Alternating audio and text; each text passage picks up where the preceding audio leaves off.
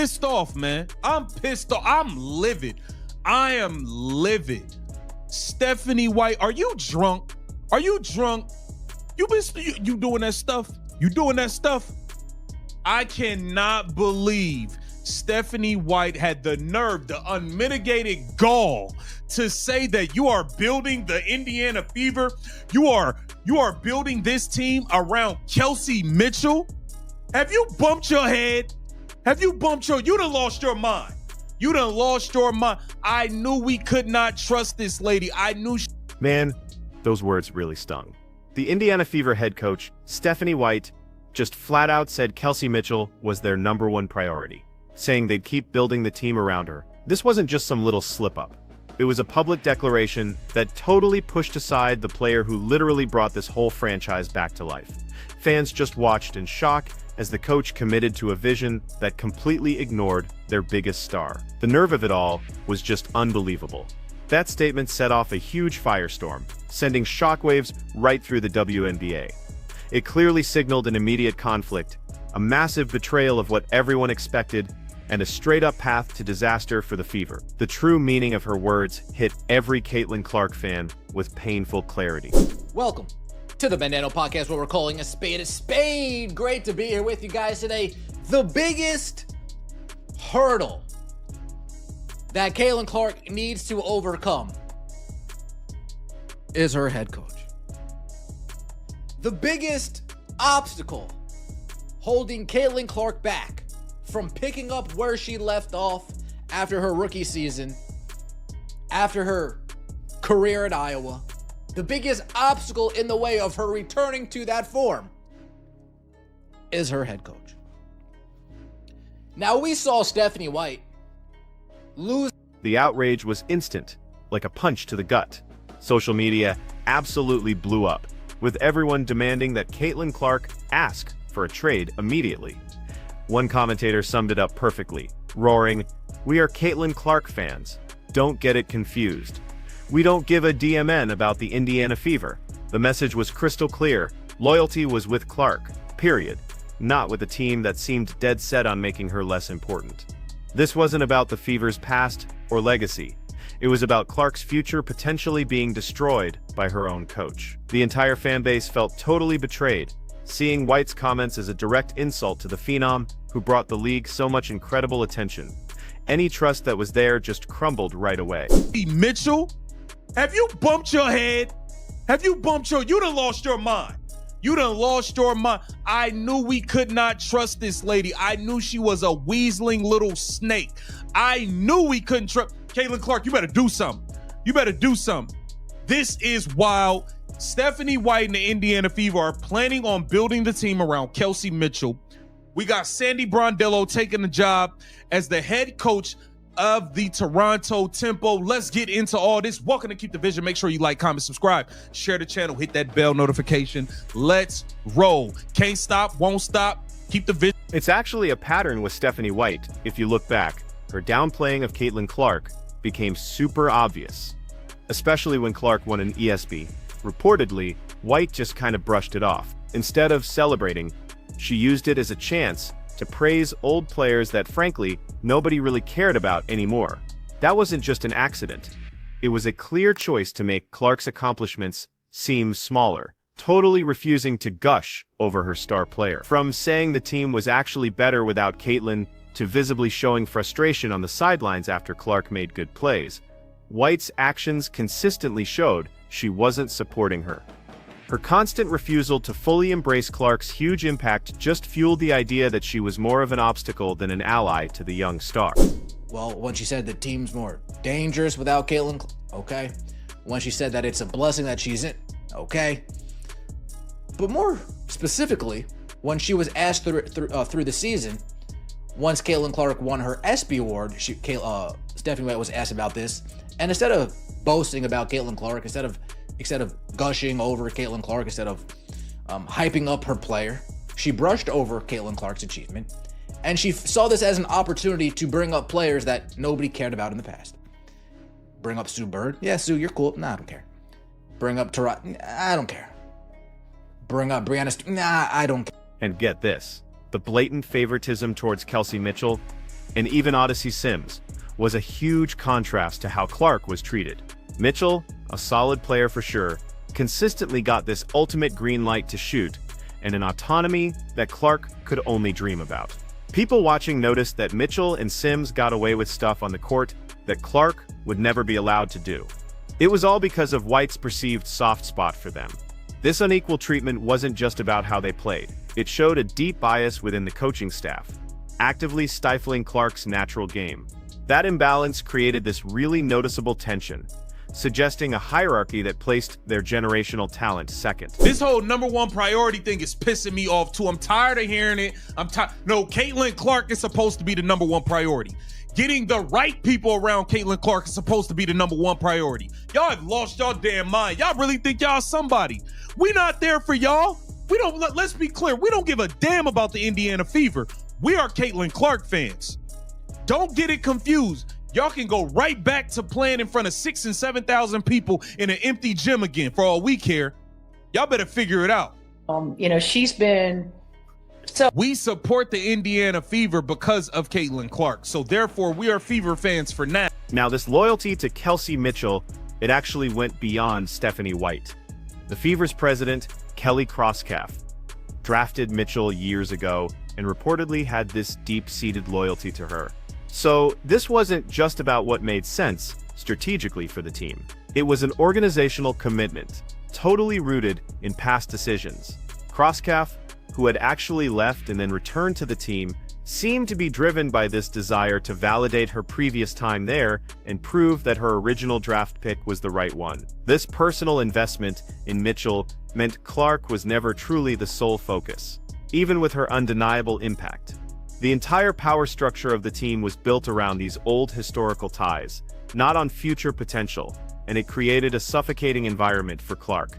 Pointing out lately is that Stephanie White's allegiance to Kelsey Mitchell, Stephanie White's allowance of Kelsey Mitchell to have a green light we could only dream that Caitlin Clark has. And I'm a Money Mitch guy. I'm a Money Mitch, put him in a ditch. I love Money Mitch.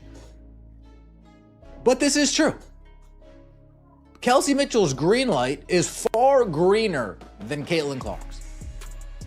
Kelsey Mitchell's able to get away with things on the basketball court that Caitlin Clark cannot get away with because of the green light that Stephanie White has given her.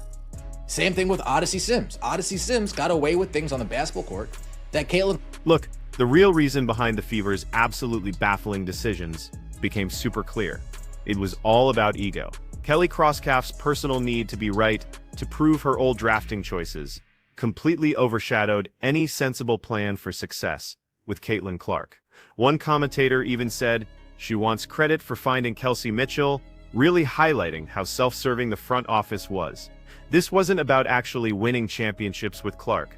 It was about protecting reputations and justifying old calls. That constant effort to correct past mistakes and justify their previous tenure meant Clark's role was being shaped by internal politics, not by her incredible, unparalleled talent. Honestly, it was just an organizational ego trip, and Clark was paying the price. carries the teams in different. What do you mean she carried the franchise? What you mean she carried? Before Caitlin Clark there, she never sniffed the playoffs. What are you talking about? She carried the franchise. What are you talking about? They had #1 picks back-to-back years. What are you talking about, Stephanie White? different ways, and she deserves the opportunity to do that. I mean, it's close to home.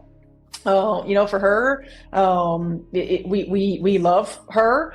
We want to continue to build, around her and.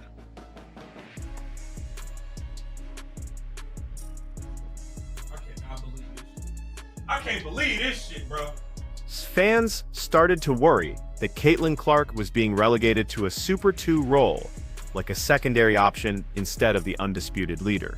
Even though she was bringing in insane ratings and excitement, the Fever's strategy implied she wouldn't actually get the keys to the offense.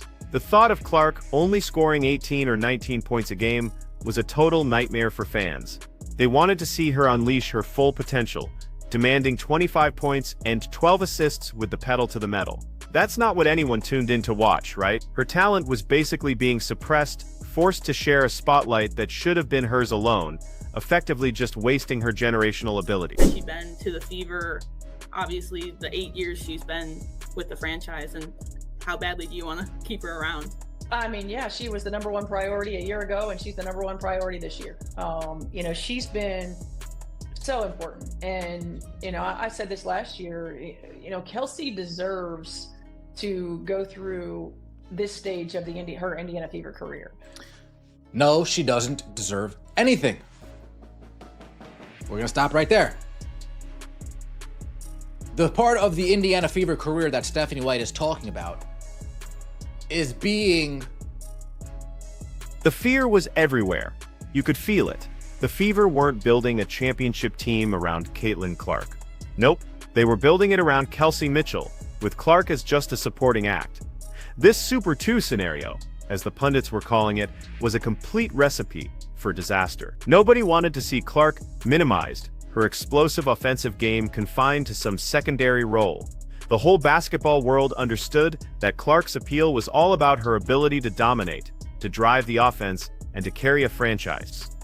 Forcing her into a lesser role wouldn't just be a disservice to her incredible talent, it would be a catastrophic miscalculation for the entire WNBA. It's time to get out of there immediately. Get out of there now. And continue to, for her, we love her. We want to continue to build, around her and continue for her to have success. When have we ever heard Stephanie White say we gonna continue to build around Caitlin Clark? We ain't heard her say that at all. At all. She wants to build this team around Kelsey Mitchell, and you know what? Let her do it. We take our things and we leave and let you do you, and we can go do us somewhere else. Ultimatum, Caitlin Clark. But then, amidst all this chaos with the Fever, a game-changing announcement dropped. Sandy Brondello, who used to coach the New York Liberty, was taking over as head coach for the expansion Toronto Tempo. They're set to debut in the 2026, and just like that, the Tempo immediately became the shining beacon of hope for all the frustrated Clark fans out there. Brondello's reputation and her track record as one of the best coaches in the world instantly made her new franchise a super attractive alternative. This wasn't just another coaching hire, it felt like the creation of a potential new home, a blank slate that offered a huge contrast to the stagnant environment Clark found herself stuck in. The timing, honestly, felt almost prophetic. But Stephanie White, you handed the keys to Kelsey Mitchell this season. You didn't hand the keys to Caitlin Clark. At certain times, Caitlin Clark would go into your pocketbook while you were sleeping, steal your keys, and go out for a joyride. Yeah, that would happen occasionally. But by and large, you only handed the keys to Kelsey Mitchell. You only handed the keys to Odyssey Sims. It's just the facts. She's been through sort of the worst of the worst, for lack of a better term, in and out of the building, growing pains with getting the organization back. You don't get back. Sandy Brondello's record truly speaks for itself, right?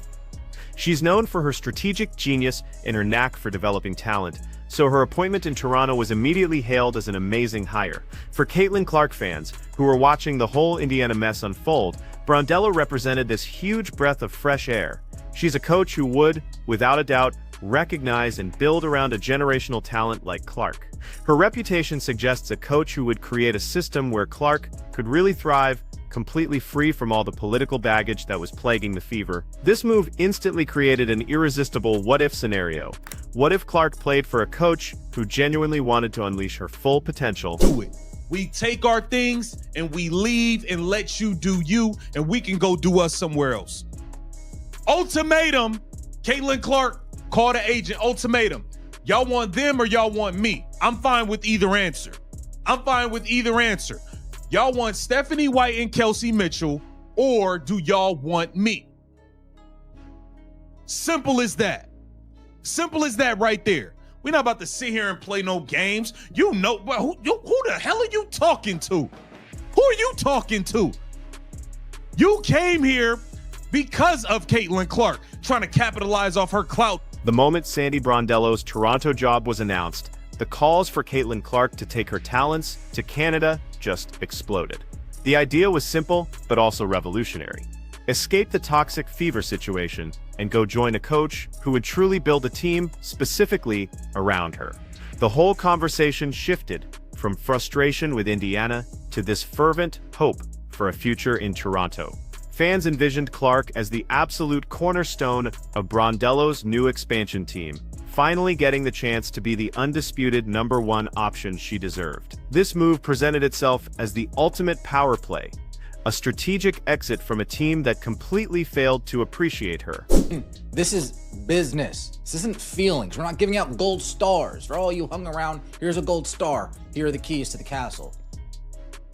Oh, I feel bad of all that she's been through here in the Indiana. Now that Caitlin Clark's here, got some attention, got this team playing above their means. Now here are the keys to the castle. Doesn't work like that, coach. We love her. We want to continue to build, around her and continue for her to have success. Build around Kelsey Mitchell. I know I heard that wrong. Let me just wipe off my glasses. We're gonna stop it right there. Now we could keep going.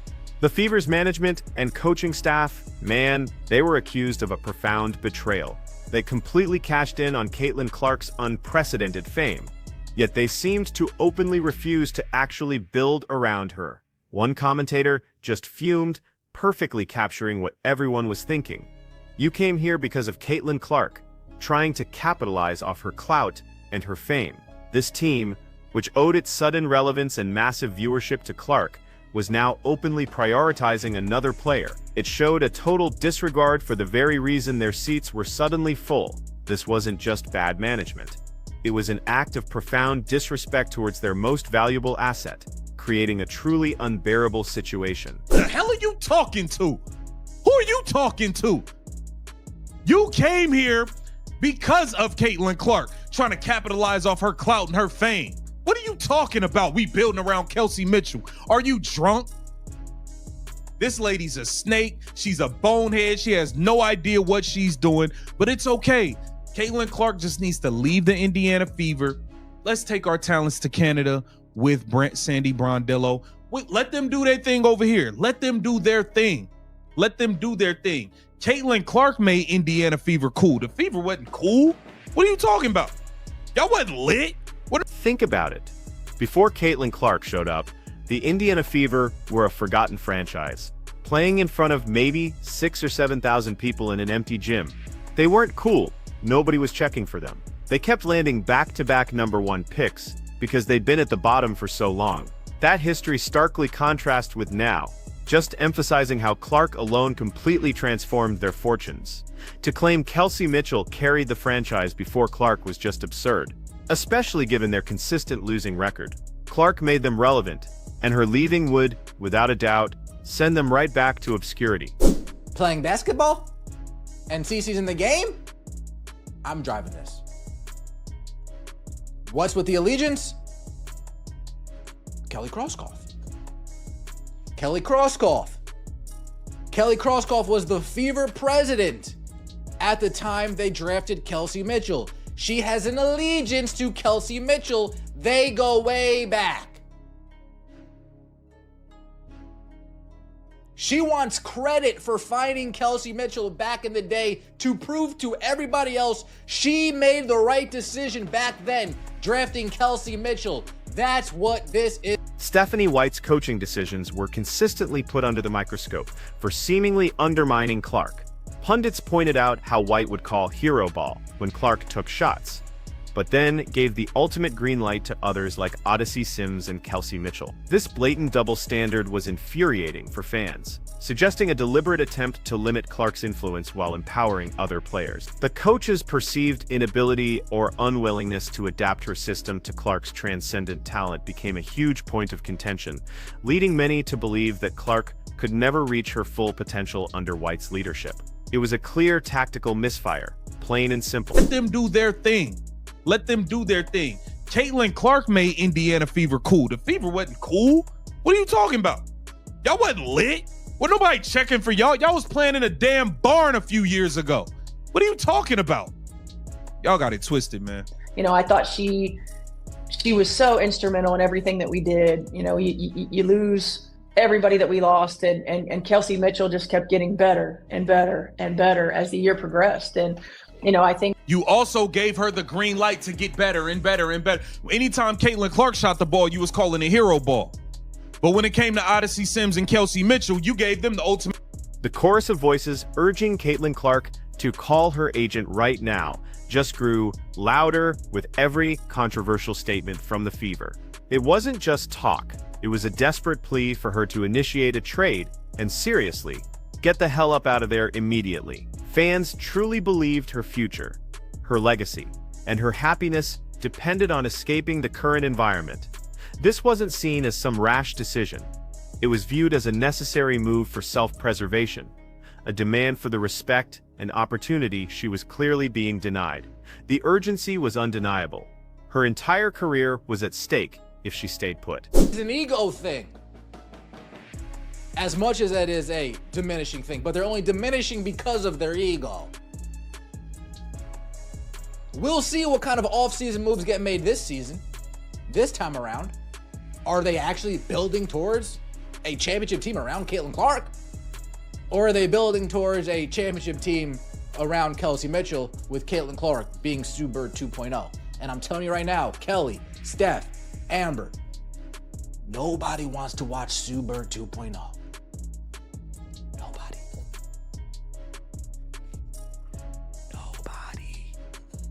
Toronto, with Sandy Brondello at the helm, offers this incredibly tempting vision, a clean slate, a brand new team built precisely for Caitlin Clark. This wouldn't be about sharing the spotlight or battling internal politics.